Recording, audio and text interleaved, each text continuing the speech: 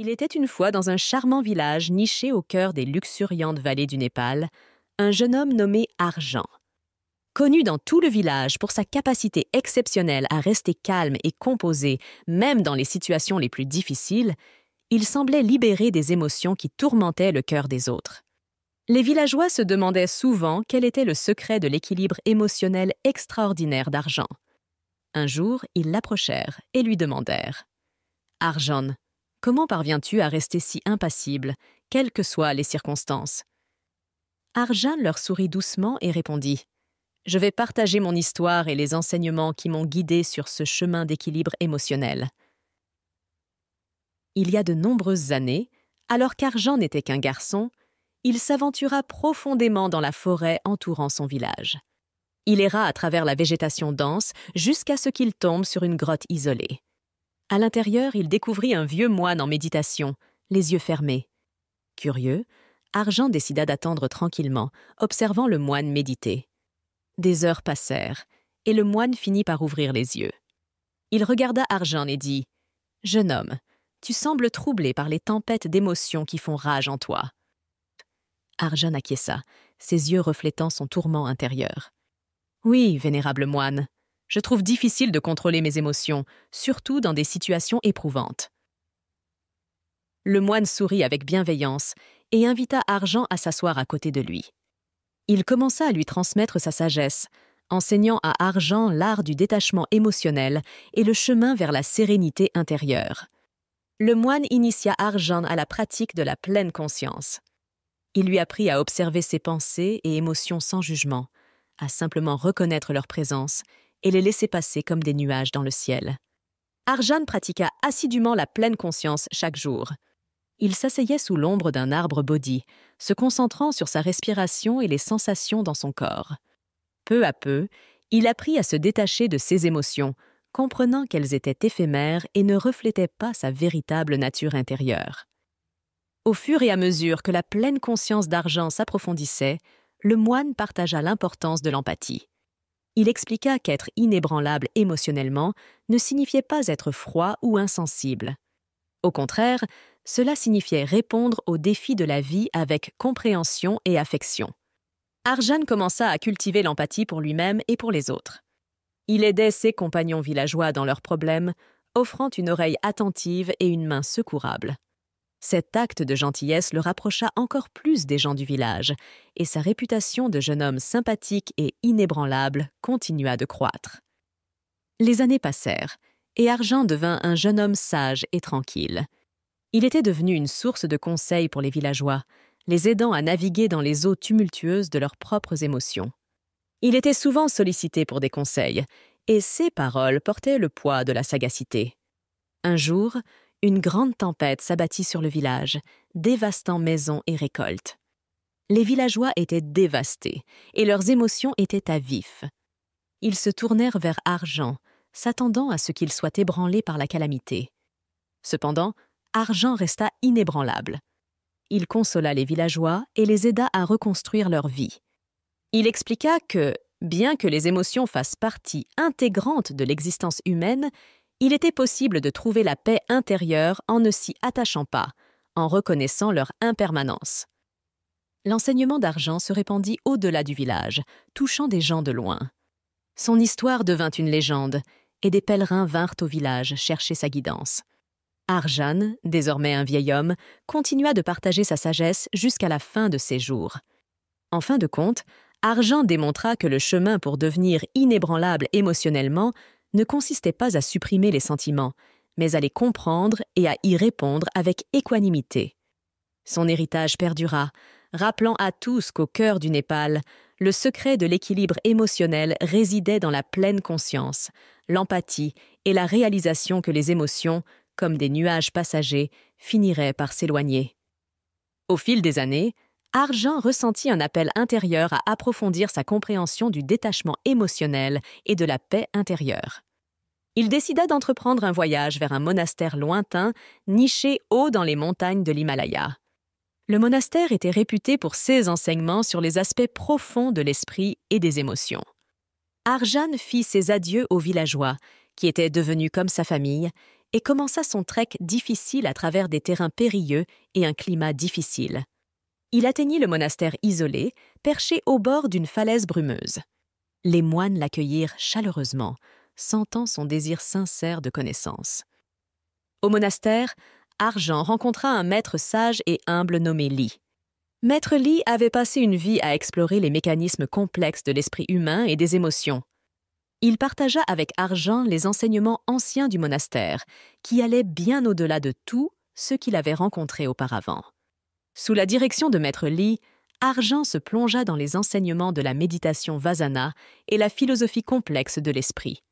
Il apprit que devenir inébranlable émotionnellement ne signifiait pas engourdir ses sentiments, mais plutôt comprendre les causes profondes de la souffrance et les transcender. Les journées d'Arjan étaient remplies de méditation, de contemplation et de discussions perspicaces avec les moines. Il commença à explorer les profondeurs de sa propre conscience, confrontant les émotions qu'il avait réprimées ou ignorées.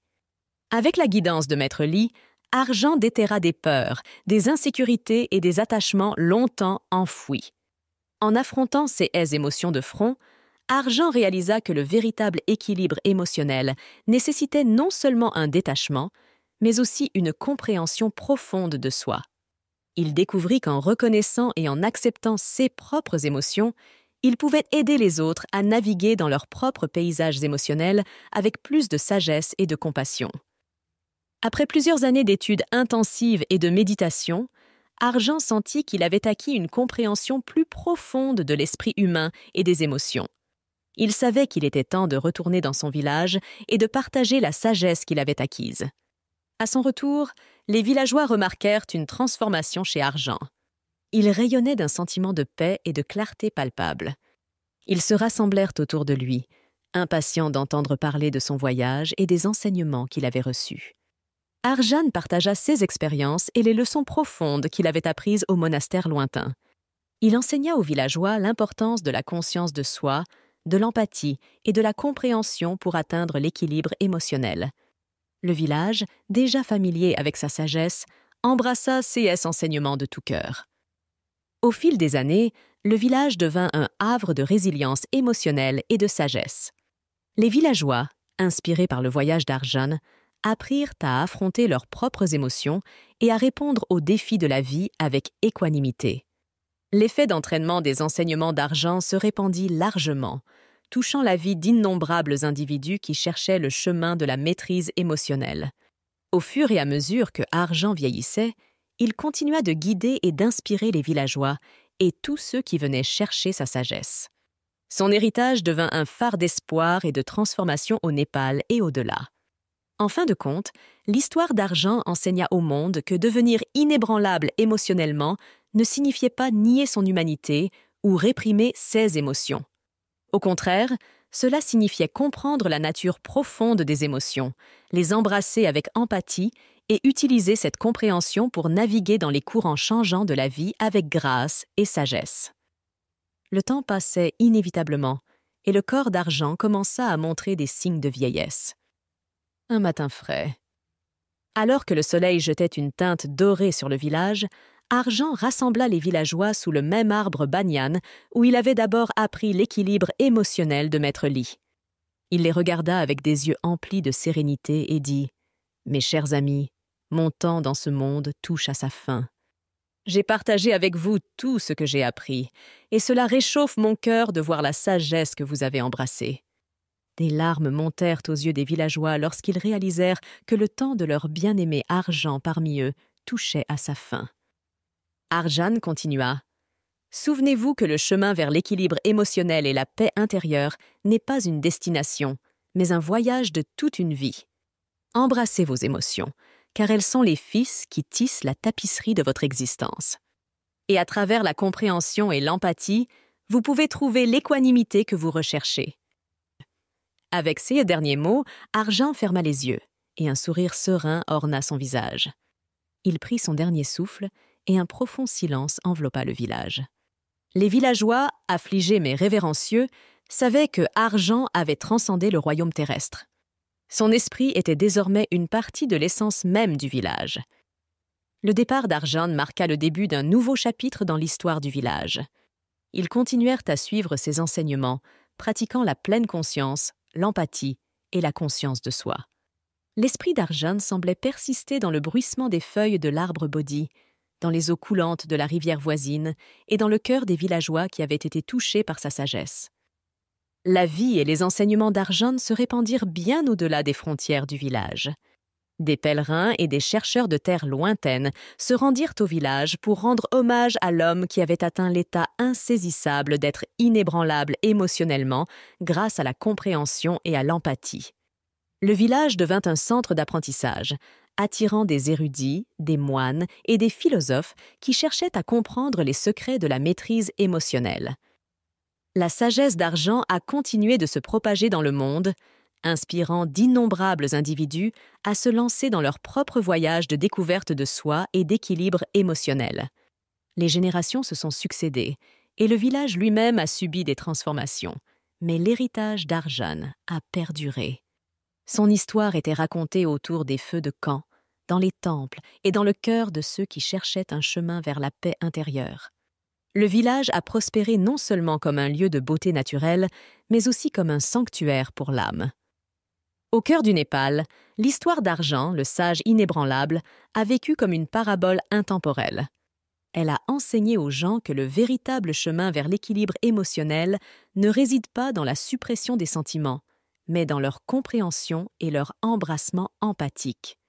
L'héritage d'Arjun a rappelé à tous que, comme les montagnes éternelles de l'Himalaya, l'esprit humain pouvait atteindre de grandes hauteurs de sagesse émotionnelle et de sérénité à travers les pratiques de pleine conscience, d'empathie et de conscience de soi. Alors que nous arrivons à la fin de ce voyage zen, je vous invite à devenir une partie intégrante de notre communauté. Si vous avez trouvé de l'inspiration dans cette histoire, soutenez-nous en cliquant sur le bouton « J'aime », en la partageant avec vos amis et en laissant un commentaire ci-dessous avec vos réflexions ou toute autre histoire zen que vous aimeriez entendre ensuite. Et pour plus de moments de motivation et de tranquillité, n'oubliez pas de vous abonner et d'activer la cloche de notification.